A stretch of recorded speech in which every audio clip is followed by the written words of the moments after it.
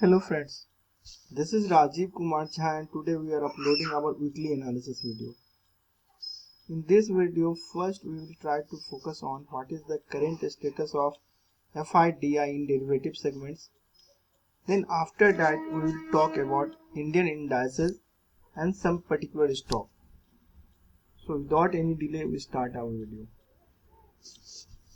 सबसे पहले आपको मेरी स्क्रीन पे ये एक्सेल पे FIDI का डेरिवेटिव्स का डाटा है। यहाँ पे C से क्लाइंट है, D से DI है, F से FI है, P से प्रो है। ये फ्यूचर इंडेक्स का कॉलम है, ये फ्यूचर में स्टॉक्स के कॉन्ट्रैक्ट के कॉलम है, ये इंडेक्स ऑप्शन के कॉन्ट्रैक्ट के कॉलम है और ये इंडेक्स के पुट के कॉन्ट्रैक्ट के कॉलम है।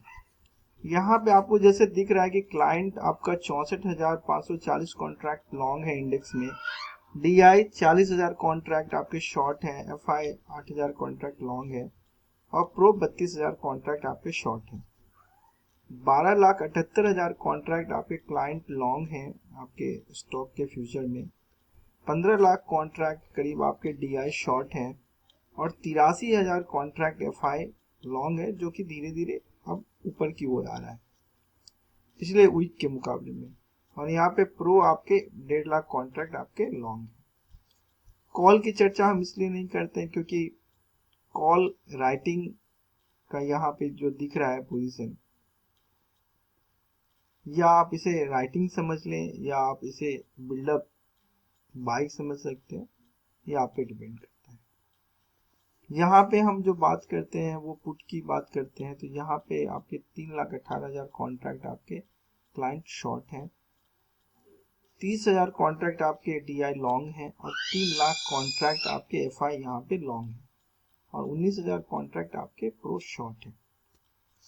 तो इस डाटा को देखने से ये पता चलता है कि क्लाइंट जो है वो पुट शॉर्ट करके बैठा हुआ है। मतलब ये है कि क्लाइंट मार्केट को यहाँ पे इंडेक्स में आपका वो फ्यूचर यहाँ पे इसने कॉन्ट्रैक्ट लॉन्ग किया हुआ तो उसने उस चीज को हेज करके रखा हुआ है। यहाँ पे FI का पोजीशन अगर आप देखेंगे तो 8,000 कॉन्ट्रैक्ट के रिगार्डिंग में उसने 3 लाख कॉन्ट्रैक्ट लॉन्ग किया। मतलब ये है कि वो यहाँ पे मार्केट में इंडेक्स में बियरिश है। अब अगर निफ्टी की चार्ट की बात करें तो निफ्टी आपका उस दिन एक टाइट रेंज में आपका चल रहा था और उसके पीछे में सबसे बड़ा रीजन ये था कि आपके हिंदुस्तान यूनिलीवर जो है सो आपके 3-3.5% गिरा हुआ था। यहाँ पे ये आपका जो दिखा रहा है ये फॉर्मेशन ये बता रहा है कि ऊपर में खुल करके यहाँ पे सेलिंग प्रेशर जनरेट हुआ और नीचे से अगर हम एक ट्रेंड लाइन खींचते तो इस ट्रेंड लाइन के ये नीचे सस्टेन कर रहा है और ये सब सपोर्ट लाइन है। अब ये इतनी कहानी तो हो चुकी है, अब आगे का हमें प्रेडिक्शन करना है या आगे की चीजों को हमें समझना है तो हम उसको कैसे कर सकते हैं। सबसे पहले क्या है कि हम 1 डे 1 आवर 1 वीक में जहां जहां से मार्केट ने रिवर्स किया है वो सब एरिया पे हम क्या करते हैं, सपोर्ट रेजिस्टेंस लाइन खींचते हैं और नीचे से हमने एक ट्रेंड लाइन खींचा हुआ है अपनी सहूलियत के लिए कि मार्केट अगर इस ट्रेंड लाइन के नीचे अगर सस्टेन कर रहा है तो मतलब मार्केट में उसको 18,100 का जो लेवल है, जो मार्केट 18,180 से नीचे घूम के आया है, तो मतलब इस लेवल पे मार्केट जब तक उसके नीचे है तो मतलब मार्केट नीचे है और मार्केट अगर कल अगर इस लेवल को ब्रेक करता है तो मार्केट आपका फिर वो नेक्स्ट नीचे के लिए खड़ा है। यूएस मार्केट बॉटम आउट हो चुका है और लास्ट फ्राइडे को वहां पे रैली हुई है, तो मुझे लगता है कि हमारा मार्केट को एक गैप अप ओपन मिलना चाहिए। बट ये सस्टेन करेगा कि नहीं करेगा ये इस बात पे डिपेंड करता है कि मार्केट 18,050 के ऊपर कितनी देर सस्टेन कर रहा है। यहाँ पे अगर हम एंट्री पॉइंट की बात करते हैं कि हम अगर 5 मिनट 15 मिनट में अगर हमें एंट्री लेना है तो हम क्या क्या चीजें देख सकते हैं और क्या क्या चीजें समझ करके हम यहाँ पे एंट्री ले सकते हैं। जैसे कोई जरूरी नहीं है कि मार्केट सुबह खुला तो सुबह खुलते देरी जो है तो हम मार्केट में एंट्री कर ले। आप आधा घंटा 1 घंटा 1.5 घंटा 2 घंटा तक आप टेक योर टाइम आप लें और मार्केट को समझे पहले। और फिर आप एंट्री ले सकते हैं। जैसे मार्केट ने पहली बार जैसे इस सपोर्ट लाइन के आसपास आया था, मार्केट रिवर्स किया, फिर दोबारा इसका जो एक रेंज था, ये जोन था, इस जोन में मार्केट आया और मार्केट इस जोन को मार्केट ने सस्टेन किया और मार्केट यहाँ से रिवर्स होने लगा। तो अब अगर ये रिवर्स होने लगा तो क्या हम यहाँ कहीं पे पोजीशन हमारी कुछ बनता है क्या? तो पहला चीज अगर आप देखेंगे तो ये 5 मिनट का चार्ट है, तो इस 5 मिनट के चार्ट को आप थोड़ा सा और माइन्यूट में छोटा कर सकते हैं ताकि आपको एंट्री पॉइंट जो है सो आपको दिखे। जैसे क्या है कि ये आपने देखा कि मार्केट का ये एक बॉटम था और ये दूसरा बॉटम बनाया, तो मार्केट जब यहाँ से रिवर्स कर रहा है तो क्या हम यहाँ पे एंट्री करना चाहिए या हमें वेट करना चाहिए, या हम कैसे इन चीजों को समझ सकते हैं? तो हम इसी चार्ट को क्या करते हैं, 3 मिनट पे आते हैं और 3 मिनट पे हमने चूंकि उसे ड्रॉ किया हो तो यहाँ पे ये आपको दिख रहा है, ये 3 मिनट का चार्ट है। अब 3 मिनट के चार्ट में अगर आप देखेंगे तो आप सिंपल सा कुछ नहीं करें, आप यहाँ से एक ट्रेंड लाइन लें और ये यहाँ पे क्या बना रहा है, ये एक फ्लैग बना रहा था। अब जब आप इस ट्रेंड लाइन के ऊपर करते हैं तो आप देख रहे हैं कि यहाँ पे एक हैमर बना था और मार्केट यहाँ से रिवर्स किया था, तो ये यहाँ पे रिवर्सल के साइन दे रहे थे और कंफर्मेशन ये बता रहा था, ये कैंडल आपका बता रहा था। तो इस कंफर्मेशन के बाद में जब दूसरा कैंडल ने ये ब्रीच किया और यहाँ से ट्रेंड लाइन ने ब्रीच किया, तो ये कंफर्म हो गया कि मार्केट एक रिवर्स लेने की कोशिश कर रहा है। तो अगर हम यदि एंट्री अगर यहाँ पे है तो एकदम छोटा सा स्टॉप लॉस ये है हमारा, मतलब 1880 का स्टॉप लॉस है और हमारी एंट्री जो है वो 1893 पे थी, 1893 पे एंट्री थी और 1883 का ये स्टॉप लॉस है, 10 पॉइंट का स्टॉप लॉस है। और उस 10 पॉइंट के बिहाफ पे मार्केट ने आपको जो दिया है वो 18,147 तक गया, मतलब 10 पॉइंट पे आपको 50 पॉइंट का मूवमेंट है। तो हमें क्या करना है, हमें एंट्री समझनी है। अब उसके बाद में हमने पीछे से हमने एक ट्रेंड लाइन ड्रॉ किया, उस ट्रेंड लाइन को मार्केट जब तक ऊपर था हमने कुछ नहीं किया, ठीक है। मार्केट जब उस ट्रेंड, एक तो ये भी अगर आप यहाँ पे देखेंगे मार्केट 1 2 और ये 3 ट्रिपल टॉप बना रहा था, तो मार्केट को जब इस एरिया में मार्केट का सप्लाई जोन था और मार्केट जब इस एरिया में आया मार्केट और मार्केट में 2 बार मार्केट ने रिवर्स किया और जब मार्केट तीसरी बार जब फिर इस एरिया में मार्केट ने रिवर्स किया, तो आप फिर यहाँ पे क्या कर सकते हैं, आप यहाँ पे एक ट्रेंड लाइन खींच सकते हैं, यहाँ से भी आप एक ट्रेंड लाइन खींच सकते हैं।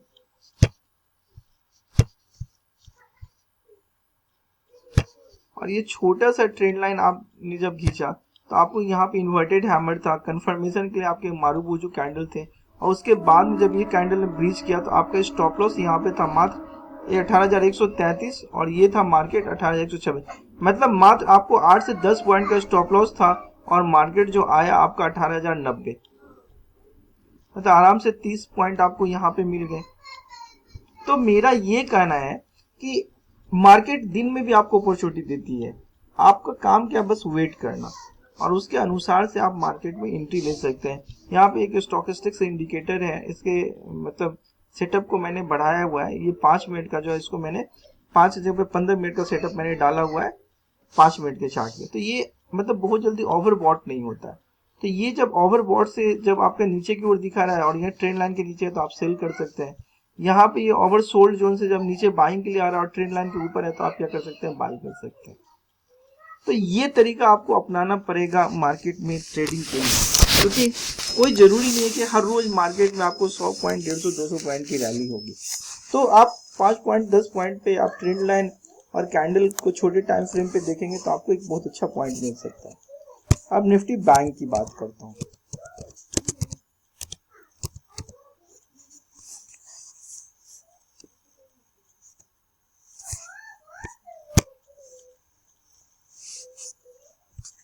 अब निफ्टी बैंक का अगर हम 1 डे का अगर हम चार्ट देखते हैं तो 1 डे के चार्ट में सबसे पहले हमें ये देखना पड़ेगा कि बैंक निफ्टी का लॉन्ग कहाँ से शुरू हो गया था। तो बैंक निफ्टी का लॉन्ग जो आपको दिखेगा वो 41,864 से दिखेगा और मार्केट कल हाई बनाया था 42,750 705 का, और अगर मार्केट कल 150-200 पॉइंट अगर हाई खुलता है तो हो सकता है मार्केट में एक आपको प्रॉफिट बुकिंग आए और एक gap down sorry gap up के बाद में वो मार्केट उस गैप को फिल करने के लिए आए। तो अब मार्केट का लेवल क्या है और कहाँ कहाँ से हमें अपॉर्चुनिटी मिल सकती है, इसकी हम बात करते हैं। हालांकि यहाँ पे ये आपका ट्रेंड लाइन मैंने बनाया, तो ये सिमेट्रिकल ट्रायंगल बना रहा है, इसका ब्रेकआउट आपको ये ऊपर मिला था।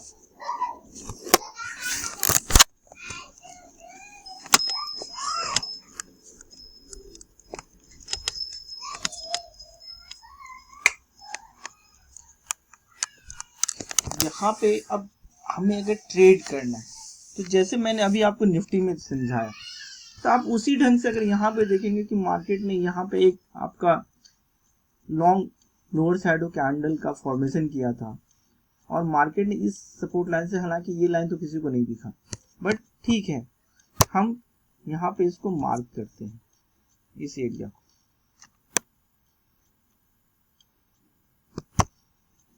और इस एरिया को हम 3 मिनट पे देखते हैं। और मैं इसलिए ये चीज बता रहा हूँ क्योंकि मैंने इंटरडे में ये सारे पोजीशन मैंने कैप्चर किए थे और मैंने ट्रेड डाली थी। अब आप देखें कि ये बनने के बाद 3 मिनट पे एक और ये कैंडल बना, तो इस कैंडल से इस कैंडल का जो हाई था ये क्या था, हमारा जोन था, और इस जोन को जब इस कैंडल ने ब्रीच किया तो ये कंफर्म कर दिया कि मार्केट अब ऊपर है और हमारा स्टॉप लॉस क्या होना चाहिए था, बस इतना स्टॉप लॉस होना चाहिए था। और मार्केट में आप थोड़ा सा वेट कर रहे हैं तो कोई बात नहीं है, मार्केट ऊपर की ओर गया तो आप यहाँ से क्या एक ट्रेंड लाइन ब्रीच कर रहे हैं और ऊपर से आपने एक फ्लैग का फॉर्मेशन किया, तो मार्केट आपको ये चीज समझ में आ गई कि मार्केट इस ट्रेंड लाइन को ब्रीच नहीं कर रहा है, तो आप यहाँ पे एंट्री कर सकते हैं, या फ्लैग का ब्रेकआउट हो गया तो भी आप एंट्री कर सकते हैं। आपको 150 से 200 पॉइंट की आपकी मूवमेंट आपकी कैप्चर कर जाएगी। दूसरा, मार्केट एक बार, 2 बार, 3 बार मार्केट यहाँ पे गया, तो यहाँ से यहाँ पे सीधा सा ट्रेंड लाइन ड्रॉ कर सकते हैं। अब मार्केट जब इस ट्रेंड लाइन के नीचे आया तब आप यहाँ पे ये जो डोजी है यहाँ पे अब आप शॉर्ट कर सकते हैं, और स्टॉप लॉस क्या है आपका ये है।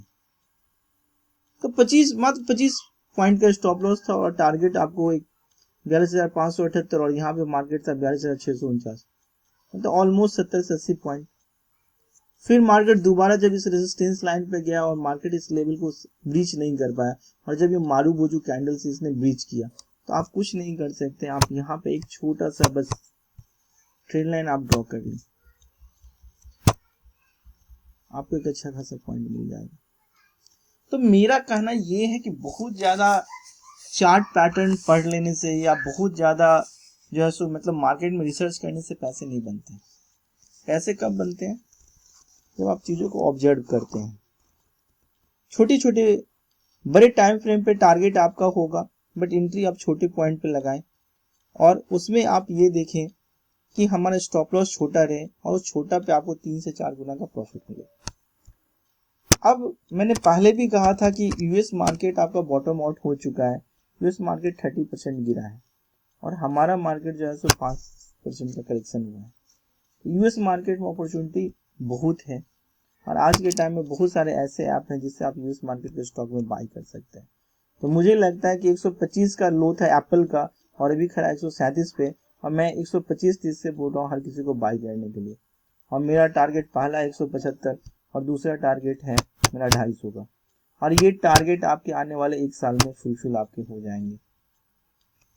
तो आपको ये एक इन्वेस्टमेंट का मौका दे रहा है, और इसमें एक एप्पल का CFD करके आता है, तो उसमें आपको बिड प्राइस और आस्क प्राइस का पे ही करना पड़ेगा। $130 के मुकाबले में मात्र आपको $5 से $10 पे करना पड़ेगा एक शेयर के लिए।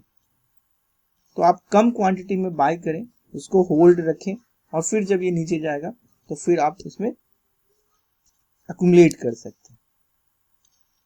आज के वीडियो में इतना ही। That's all, thank you.